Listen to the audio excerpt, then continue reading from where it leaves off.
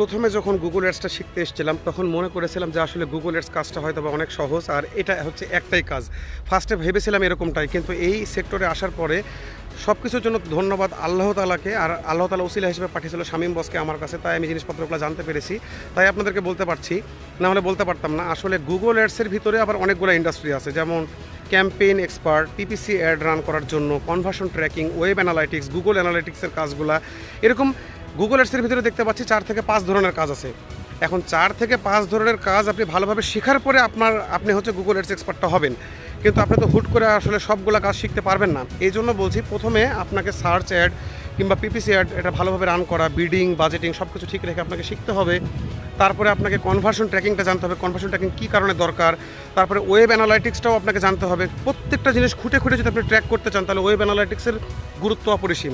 তাই বলছি যে এটা ছোট ইন্ডাস্ট্রি না, অনেক বড় ইন্ডাস্ট্রি। আসলে আপনারা বুঝতে পেরেছেন। আর কারা কারা আপনারা আমার সাথে একমত অবশ্যই আমাকে সেটা জানাবেন।